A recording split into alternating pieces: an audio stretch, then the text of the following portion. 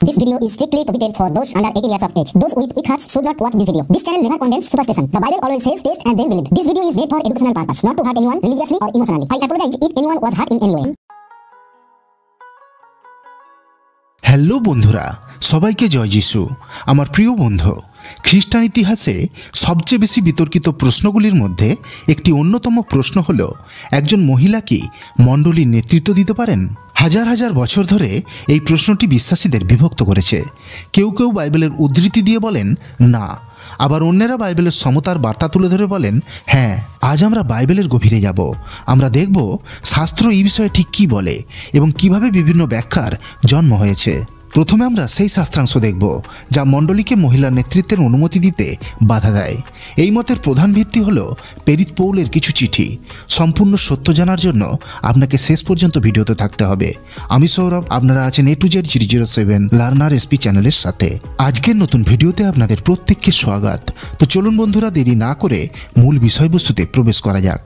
প্রথম তিমথিও 2:12 উদ্ধৃতির উপর সবচেয়ে গুরুত্বপূর্ণ উদ্ধৃতিটি পাওয়া যায়।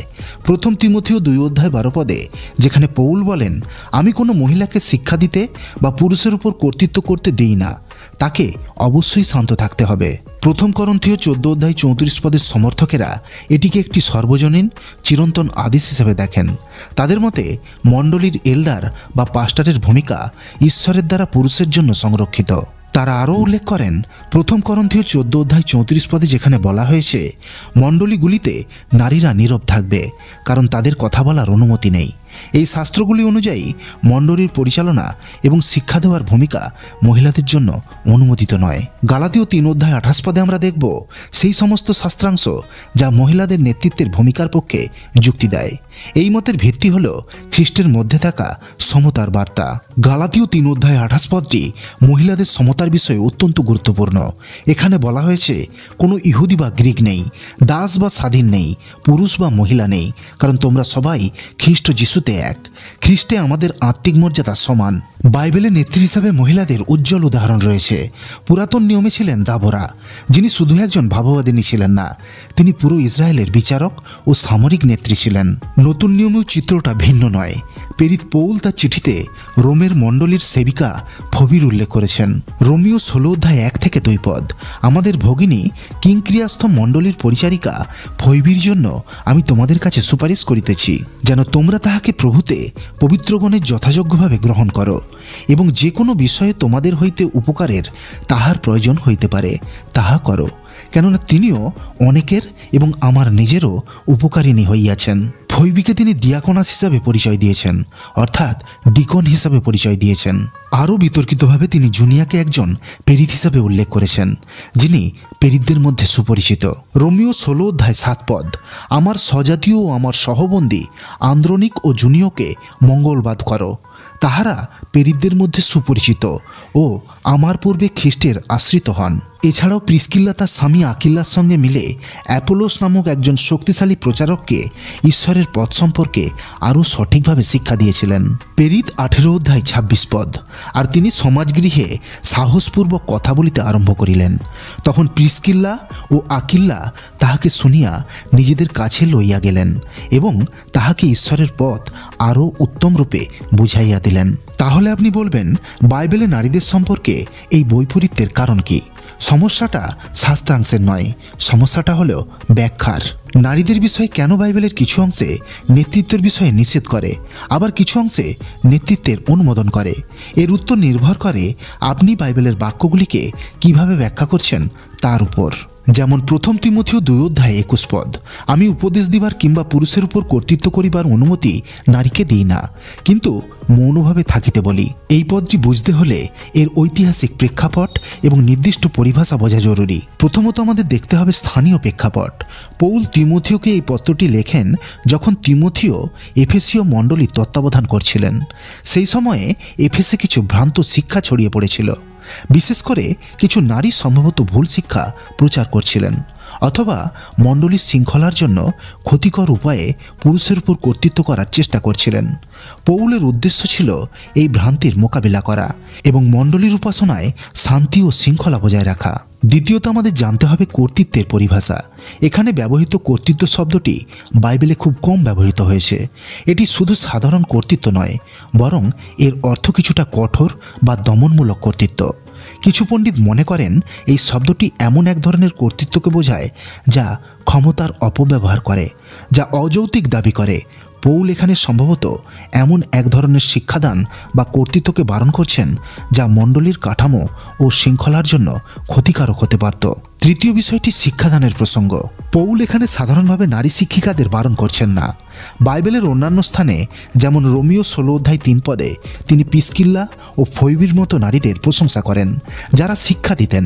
তাই এই বারণটি সম্ভবত সেই নির্দিষ্ট পরিস্থিতিতে ভুল শিক্ষা থেকে মণ্ডলীকে রক্ষা করার জন্য দেয়া হয়েছিল, যেখানে নারীরা ভুল মতবাদ প্রচার করছিল। আপনাদের এই পদটি নারীদেরকে ছোট করার মতন মনে হতে পারে, কিন্তু বাইবেলের সামগ্রিক শিক্ষার আলোকে দেখলে এর ভিন্ন তাৎপর্য বোঝা যায়। পৌলের প্রাথমিক লক্ষ্য ছিল ঈশ্বরের উপাসনায় শৃঙ্খলা এবং শান্তি নিশ্চিত করা। তিনি প্রথম তিমথিও 2:2 লেখেন, যেন আমরা সম্পূর্ণ ভক্তিতে ও ধীরতায় নিরুদ্বেগ ও প্রশান্ত জীবনযাপন করতে পারি।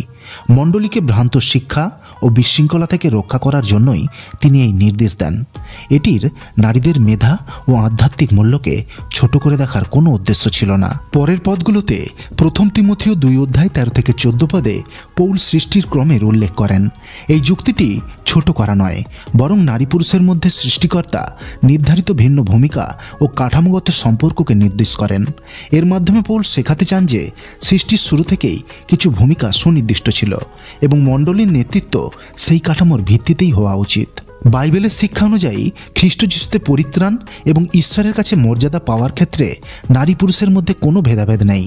গালাতীয় 3:28 বলা হয়েছে, এখানে জিহুদি কি গ্রিক নেই, দাস কি স্বাধীন নেই, পুরুষ কি স্ত্রী নেই, কারণ তোমরা সকলে খ্রিস্ট যিশুতে এক। এই পদটি স্পষ্টভাবে প্রমাণ করে যে আধ্যাত্মিক মূল্য, মর্যাদা বা পরিত্রাণের ক্ষেত্রে ঈশ্বর নারী পুরুষের কোনো পার্থক্য করেন না। প্রথম তিমথিও 2:12 আলোচনা তাই শুধুমাত্র মণ্ডলীর কর্তৃত্ব এবং প্রকাশ্য শিক্ষাদানের ভূমিকা নিয়ে, ব্যক্তির মর্যাদা নিয়ে নয়। বন্ধু, একজন নারী পারে সম্পূর্ণ সমাজের ভিতকে নষ্ট করে দিতে, আবার একজন নারী পারে ভেঙে যাওয়া সমাজের ভিতকে নতুন করে গড়ে তুলতে।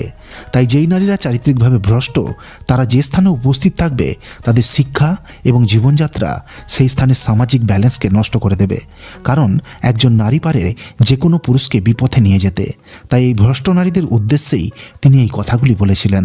আমি উপদেশ দেবার কিংবা পুরুষের উপর কর্তৃত্ব করিবার অনুমতি নারীকে দিই না, কিন্তু মৌনভাবে থাকিতে বলি, কারণ নারীর হাত ধরেই পাপ জগতে প্রবেশ করেছে। আর বাইবেলে হাবার বিষয়ের ব্যাখ্যাটি তা আমাদের কাছে প্রকাশ করে। বুদ্ধিহীন এবং লোভী নারী যেমন সংসার ধ্বংস করে দেয়, তেমনি বুদ্ধিহীন এবং লোভী ও ভ্রষ্ট চরিত্রযুক্ত নারী সমাজকেও ধ্বংস করে দেয়। তাই তাদের উদ্দেশ্যে সাধু পৌল এই কথাটি বলেছিলেন।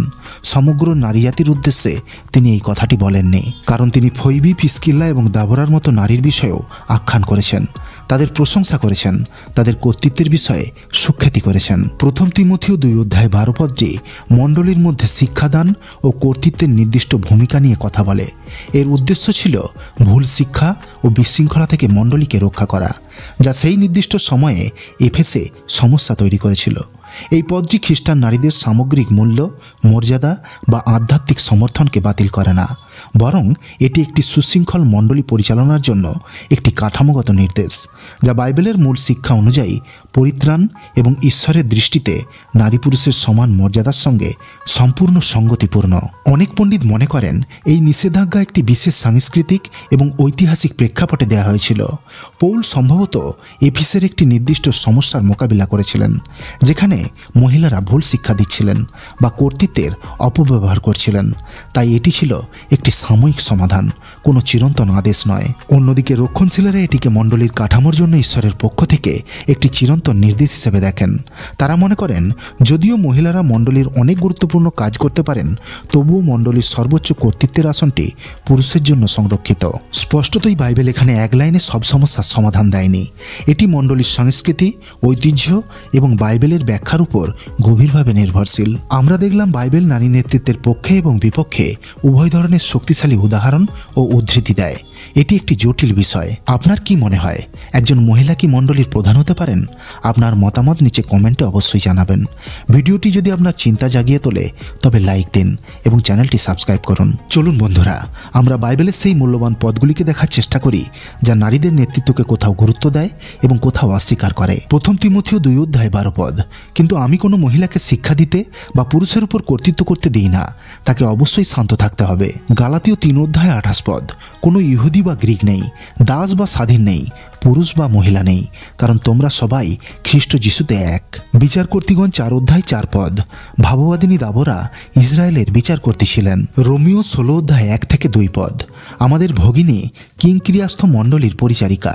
ফৈবির জন্য আমি তোমাদের কাছে সুপারিশ করিতেছি, যেন তোমরা তাহাকে প্রভুতে পবিত্রগণের যথাযোগ্যভাবে গ্রহণ করো, এবং যে কোনো বিষয়ে তোমাদের হইতে উপকারের তাহার প্রয়োজন হইতে পারে তাহা করো, কেন তিনিও অনেকের এবং আমার নিজেরও উপকারিণী হইয়াছেন। রোমিও 16:7 পদ। আমার স্বজাতীয় আমার সহবন্দী আন্দ্রেনিক ও জুনিয়কে মঙ্গলবাদ করো। তাহারা পেরিতদের মধ্যে সুপরিচিত ও আমার পূর্বে খ্রিস্টের আশ্রিত হন। বন্ধু, be positive and think positive. নিজে ভালো থাকুন এবং অপরকে ভালো থাকতে সাহায্য করুন। আর অন্ধ হয়ে অন্ধকে পথ না দেখিয়ে সত্যের খোঁজে চোখ উন্মিলিত করুন। দেখা হবে পরের ভিডিওতে। আমিন।